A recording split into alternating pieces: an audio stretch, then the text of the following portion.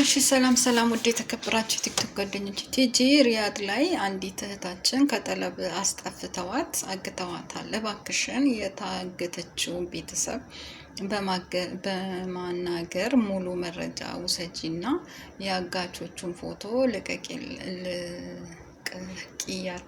ሌሎች እህቶቻችን እንዲጠነቀቁ ፍቃደኛ ከሆንሽ የቤተሰቦቿን የቲክቶክ አካውንት እሰጥሻለሁ ለማለት ነው።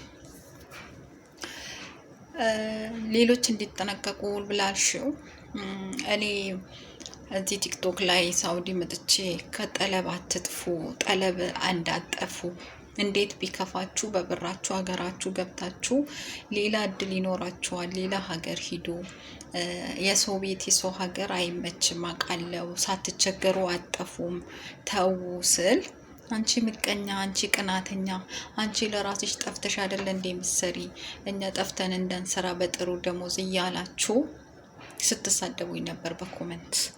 እንጠፋለን መብታችን ነው እያላችሁ በመዳም ኩሽና ውስጥ የታፈናችሁ መስሏችሁ ልክ ኢጃዛ ቤት ስትሄዱ የኢጃዛ ቤታቸውን ፎቶ እያነሳችሁ እኮ ስትልኩልኝ የነበራችሁ ሴቶች ናችሁ።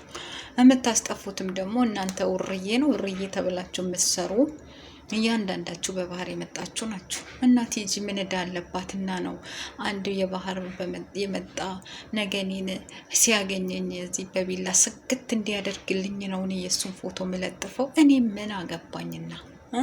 አትጥፉ በያቸው ላልሽ እያዩ ነው ማማዬ፣ እያዩ ነው። አርግዘው እየወለዱ ነው።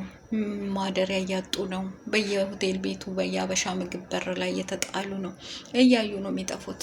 ስለዚህ አይሰሙም ማማዬ፣ እኔ አይሰሙኝም።